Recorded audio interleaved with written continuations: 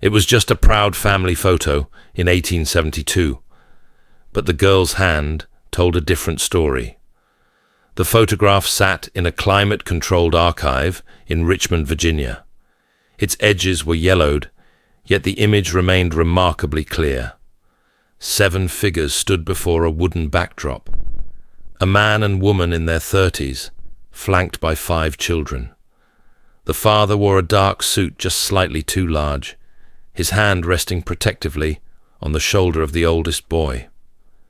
The mother's dress was simple but clean, her posture rigid with dignity.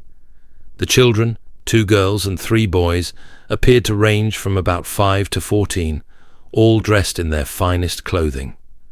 Dr. Sarah Mitchell had seen thousands of photographs from the Reconstruction era, but something about this one made her pause. She was cataloguing donations to the Virginia Historical Society when she pulled the image from a box labeled Unidentified Families, 1870-1875. There were no names, no story, just 7 somber faces staring into the lens, faces that seemed to carry a quiet weight.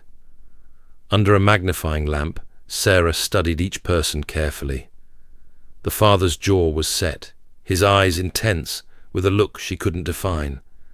Determination, perhaps pride. The mother's gaze was softer, though equally strong. The children stood in a deliberate arrangement, the older ones behind, the younger in front. None of them smiled, which was common for the era, when long exposure times demanded stillness. But what struck Sarah most was the careful composition. This wasn't a casual portrait. It was intentional, a statement. Every face was visible, every detail preserved. They had dressed in their best, the girls in matching dark dresses with white collars, the boys in suits likely borrowed or hand-me-down. Whoever arranged this image meant for it to last. Sarah labeled it Family Portrait, circa 1872, Virginia, and moved on. Yet all day her mind returned to those faces, a family who had stood before a camera 150 years earlier, unnamed and silent. She felt that their story deserved to be uncovered. 3 weeks later, she returned to the photograph for deeper analysis. Using a high-resolution scanner, she began digitizing the image, zooming in to capture every thread of fabric, every line of expression. She examined clothing, hairstyle, posture, details that could help pinpoint location and date. Then, while enlarging the second youngest daughter, about 12 years old, Sarah froze. The girl's left hand rested at her side, only partly visible in the original print, but under magnification, hidden for more than a century, the truth emerged. Deep circular scars encircled her wrist. Not one scar, layers, old wounds, healed and reopened, now permanent. Sarah had studied historical trauma. She knew what she was seeing, shackle scars. Her breath shook. These scars came from iron restraints worn not for days or weeks, but long enough to cut, heal, reopen and scar again. Sarah zoomed through, the image in alarm. The older sister's wrist showed what might be similar marks. The father's hands were clasped in a way that now seemed deliberate, perhaps hiding his own scars. The mother's hands were not visible at all. This portrait suddenly changed. Taken only 7 years after the Civil War ended, during the first years of Reconstruction, the formal clothing and rigid posture gained new meaning. This family wasn't posing merely to be remembered. They were documenting truth. Their scars told a story the camera did not speak aloud. They had survived enslavement. They bore its marks. Sarah contacted colleagues at Howard University, specialists in African American history and post-Civil War documentation. She sent the images to Dr. Marcus Williams at the Smithsonian with a single question: "What do you see?" His reply came quickly, voice heavy. "These aren't just shackle scars. Look at the healing pattern. She wore restraints for years." Together they reviewed the evidence. The marks suggested long-term bondage beginning in early childhood. The fact that the scars appeared in the photo, unhidden, unedited, indicated either the family hadn't realized they were visible, or more hauntingly, that they intended them to be seen. The photograph may have been proof of survival, of freedom, of identity. Sarah pulled Freedmen's Bureau records, marriage documents, land claims, anything that might identify a newly freed family photographed in Virginia around 1872. But records were scarce. Names changed, families separated and reunited, documentation lost or never created. Thousands of people lived in similar conditions. Tracing 7 faces through history would not be simple. Then she found something new. Near the bottom right corner of the photo, faint pencil marks appeared to have bled through the backing. Digitally enhanced, the letters were partial but distinct. Mond, Free Richmond, Freedman, or possibly Freedman. Her pulse quickened. She was getting close. Sarah contacted the Richmond City Archives, requesting access to all known records of newly freed families photographed during the early 1870s. Determined now not just to study the image, but to uncover the identities and lives behind those 7 steady, unsmiling faces. The archivist, an elderly woman named Dorothy Chen, was immediately intrigued by Sarah's inquiry. "We have a collection of photographers' ledgers from that period," Dorothy explained. "Several studios advertised specifically to freed men and freed women, offering affordable portraits. It was common after the war. People who had never been allowed to own images of themselves wanted to document their families. Let me see what I can find." 3 days later, Dorothy called back, her voice bright with excitement. "I found something," she said. "There was a photographer named Josiah Henderson who operated a studio in Richmond from 1869 to 1876. His ledger book survived, and he kept thorough notes. He made portraits for freed families at reduced rates. He believed it was important for them to have a record of their existence." Sarah drove to Richmond the next morning. Dorothy had the ledger waiting, a leather-bound book, the pages yellowed but still perfectly legible. Henderson had documented each portrait sitting, the date, the number of people, the payment, and sometimes small notes. Sarah moved slowly through entries from 1872, May, June, July, until her eyes landed on one line in August. Family of 7, father, mother, 2 daughters, 3 sons, recently freed, paid in full, 50 cents. Note, father very particular about arrangement, wanted all children visible, said it was important. There was no family name, but there was a location, Jackson Ward. Jackson Ward was a historic black neighborhood, one of the first communities where freed families began to build new lives after the Civil War. Sarah felt something shift inside her. The puzzle pieces were beginning to align. She spent the afternoon in the Richmond Public Library, combing through directories and tax records. Dozens of formerly enslaved families had settled there, many taking new surnames after emancipation, names that had been denied to them. Then, one entry stopped her cold. James Washington, listed as owning a small plot of land in March 1873, one of the first freed men in the area to become a property owner. He lived with his wife and 5 children. Sarah compared the details. 5 children, the timing, the location. It was a perfect match. Her pulse quickened. She searched deeper and found a brief mention in a Freedmen's Bureau report from 1868, a family enslaved in Hanover County, James, Mary, and their children. At the time, the children's ages would align perfectly with those in the photo 4 years later. The eldest would be Eliza at 14. The second daughter, Ruth, would be 12, the same age as the girl with the shackle scars. Sarah needed more. She traveled to the Hanover County Archives next. The clerk there, an older man named Robert, warned her that plantation records were scattered or destroyed.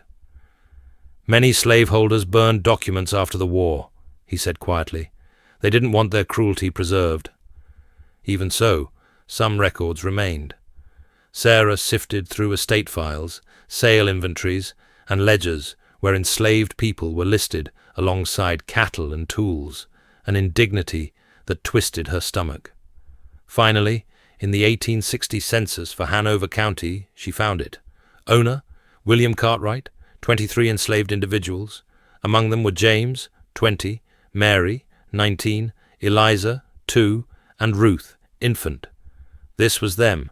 Sarah searched for Cartwright and discovered his reputation was horrific. Court files from 1858 documented accusations, never prosecuted, of extreme abuse toward enslaved people. A neighbor had reported seeing a 10-year-old girl locked in a tool shed for 3 days for breaking a jug. The case had been dismissed. The judge ruled a slaveholder could discipline his property as he wished. Sarah felt her stomach drop. The scars on Ruth's wrist were not random. They were the remnants of childhood confinement, years of restraint, not days. A diary entry from a Union soldier confirmed the brutality. He had encountered freed families from the Cartwright plantation in early 1865. He wrote that many showed signs of prolonged abuse, some children shackled simply to keep them from moving while their mothers worked. Ruth would have been about 6 when freedom came. The scars made terrible, heartbreaking sense. Sarah pushed forward. She searched for post-war records and located the Washington family file in Freedmen's Bureau archives, dated October 1865. A field agent named Thomas Clark had recorded their arrival in Richmond, family of 6 from Hanover County. James and Mary with children, Eliza, 7, Ruth, 5, Samuel, 4, Thomas, 2, 2 additional children born after the war, Daniel, 3 months, and Hannah, stillborn. Family severely malnourished. Ruth shows evidence of long-term wrist restraint. James reports 200+ lashings during enslavement. Family has no possessions. Temporary shelter provided. Sarah had to stop reading. Ruth, 5 years old, kept in chains for 3 years. A child bound like livestock. The file continued. James found dock work. Mary washed clothes for neighbors. They scraped by, but slowly they survived. Another entry read, "Family improving despite hardship. Father determined child will learn to read. Wants to sign his own name. Wants children to read scripture." Later, Ruth examined by physician. Wrist scars permanent. Likely nerve damage. Nightmares frequent. Sarah closed the file, tears burning behind her eyes. This family had endured horrors, but fought, day by day, to build a new life. And someone, in 1872, had dressed them in their finest clothes and said, "We will be seen. We will be remembered. We exist." The entries continued through 1867 and into 1868, painting a picture of a family slowly, painfully rebuilding their lives. James eventually found steadier work as a carpenter's assistant. Mary joined a church community. The children began attending a freedmen's school established by Northern missionaries. Then came a remarkable note from June 1868. James Washington reports he has saved nearly $100, plans to purchase land. This family represents the best of what is possible with determination and support. They have overcome unimaginable circumstances. Sarah traced the family's path forward. The purchase of land in 1873, property tax records showing it remained in their name through the 1870 and 1880, a marriage record for Eliza in 1879, school enrollment for the younger boys, and then the photograph from 1872, taken almost exactly 7 years after they had arrived in Richmond with nothing. A family beaten, starved, shackled, and dehumanized now stood together in their best clothing, facing the camera without fear, asserting their existence. It was not only a portrait, it was a declaration. We survived. We are here. We are free. Sarah returned to the ledger of Josiah Henderson, the photographer who had taken that portrait. She wanted to understand why he had chosen to document freed families when most photographers catered only to wealthy white clientele. In the archives of the Virginia Historical Society, she found his story. Josiah Henderson was born in Pennsylvania in 1839 to abolitionist parents. He learned photography young and later served as a documentation photographer for the Union Army. tasked with recording military operations and the conditions of freed slaves in occupied territories. His images were haunting: contraband camps filled with those who had escaped bondage, portraits of men, women, and children whose faces held equal parts trauma and hope. He had witnessed the brutality of slavery and its aftermath with his own eyes. After the war, Henderson moved to Richmond with a purpose: to photograph freed families. In an 1871 interview for a Philadelphia abolitionist paper, he said, "I have seen things no person should see. I have photographed people whose scars tell stories more powerful than any words. It is essential that we preserve the images of these families, not only their suffering, but their dignity, their survival, their humanity. Future generations must know what they endured and what they overcame." Unlike other photographers, Henderson cared about how his subjects wished to be seen. He let them choose their arrangements, their poses, their presentation. His ledger note now carried new meaning. Father, very particular about arrangement, wanted all children visible, said it was important. James Washington knew exactly what he wanted his photograph to say. He wanted proof of their existence, their resilience, their victory over a system designed to erase them. Every child visible, every face looking forward, a testimony. Sarah found more of Henderson's portraits, dozens of families, all formerly enslaved, standing with poise, with dignity, with presence. Some bore scars, some wore formal velvet and lace, but all communicated the same truth. We are here. We endure. Henderson died in 1889 at only 50. His photographs, scattered to archives over time, lost their names and stories. The Washington portrait slipped into a storage box, unrecognized, until now. Sarah's breakthrough came through a genealogy forum, where she shared the image and her research. 2 weeks later, she received an email from a woman named Patricia Johnson of Philadelphia. "I believe the girl in that photograph is my great-great-grandmother, Ruth." Patricia explained that her family still owned Ruth's Bible, and the names and dates aligned perfectly. She had researched for years, trying to rebuild a history nearly erased. She never knew a photograph survived. Sarah called her, and the two talked for hours. Patricia shared oral history passed down from mother to daughter, stories, fragments, memories preserved because so little else had been written. "Ruth lived until 1934, Patricia said. "She was 82 when she died. My great-grandmother remembered her describing slavery, the plantation. She never hid it. She said we had to know what happened, what our family survived." Patricia later sent scans of handwritten pages from Ruth's Bible. In a firm, careful script, learned well into adulthood, Ruth recorded births, deaths, marriages, and then the stories of her own childhood. One passage stood out like a wound on paper. "I was born in 1860 on the Cartwright plantation. I do not remember a time when I was not afraid. Master Cartwright believed children must be trained early.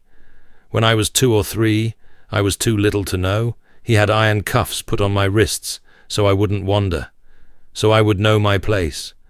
I wore them every day until soldiers came and told us we were free. I was 5. Mama cried when she took them off. She had tried so many times to protect me, but she could not. That was slavery. A mother watching her child suffer and being powerless to stop it." Sarah read the passage through tears. The scars on Ruth's wrist, captured quietly, almost incidentally in that 1872 portrait, were not just marks of slavery. They were Ruth's testimony, written later in her own hand. Ruth also wrote about the photograph itself. "Papa wanted us to have our picture made in 1872. He said we must be remembered, that people in the future must know we existed. He made sure we looked proper, that we faced the camera. He said, 'This picture will last longer than us. It will tell them we were here. We survived.'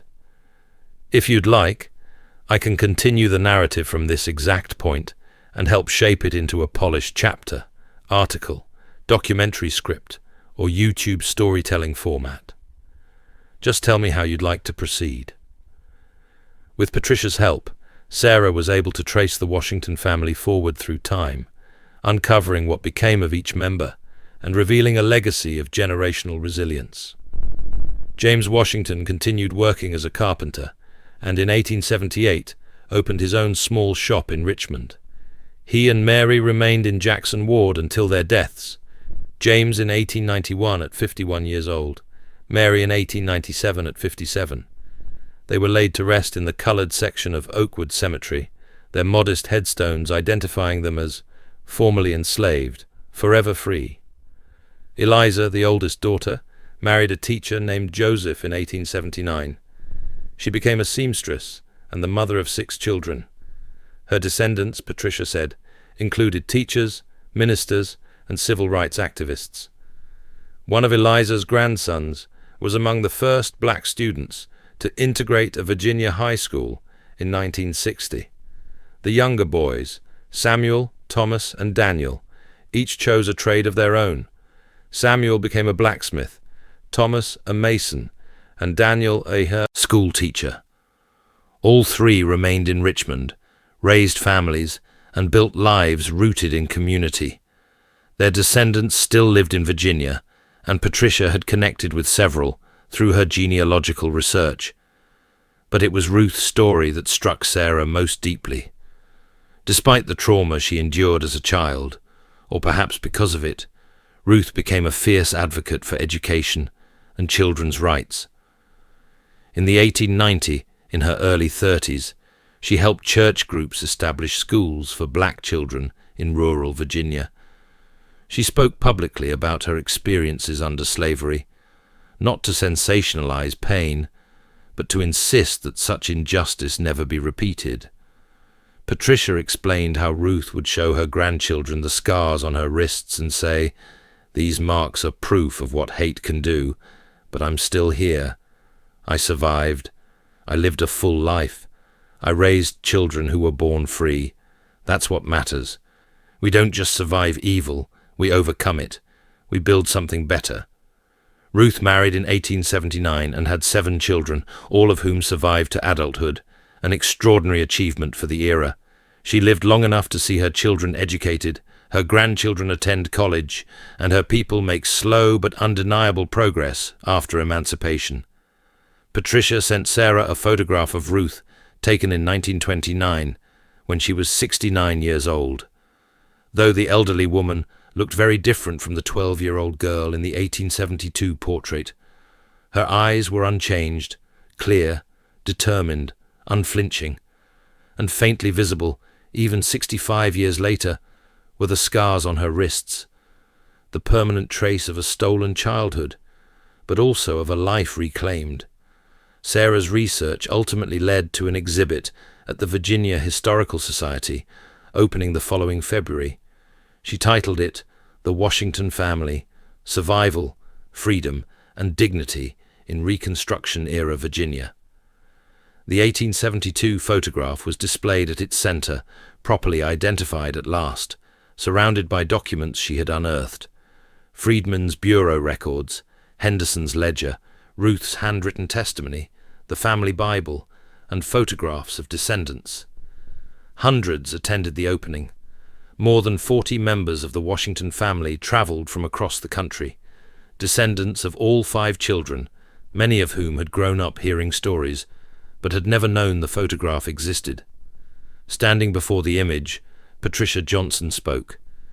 She explained that her great-grandmother remembered the day the photograph was taken, but the family long believed it was lost. Now, seeing Ruth standing there with her family, seeing the dignity, the endurance, was overwhelming. She pointed to the faint scars on Ruth's wrist, barely noticeable until you knew to look. She wanted people to see these marks, Patricia said softly. She could have hidden them, but she didn't. This photograph is not only proof that they survived, it's proof they refused to be erased. Sarah addressed the audience next, describing Henderson's mission and the rarity of documented images of freed families during Reconstruction.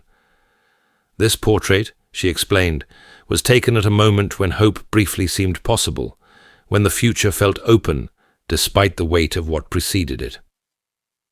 The Washington family understood what it meant to record themselves, to leave evidence not just of their suffering, but of their existence, their pride, their humanity.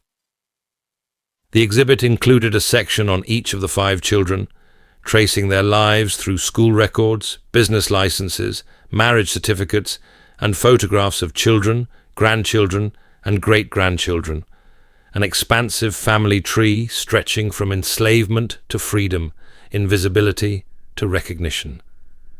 In a quiet corner, Sarah placed Ruth's words from the Bible, printed on the wall. "I was born in chains, but I did not die in chains. I raised children who never knew bondage. I lived to see my grandchildren read books I could not read until I was grown. These scars on my wrists are not marks of shame. They are proof that I survived what was meant to destroy me. They are proof that hate did not win. Love did. Family did. Freedom did." The 1872 photograph, once anonymous and forgotten, had become a centerpiece of memory. It testified not only to one family's endurance, but to the millions who lived through slavery and emerged into freedom with their humanity intact. The scars would never vanish, but neither would the dignity. James Washington had insisted that all of his children be visible in that photograph. He wanted proof that they lived. A century and a half later, his wish was fulfilled. They were remembered, honored, and no longer unnamed. Their story would not fade again.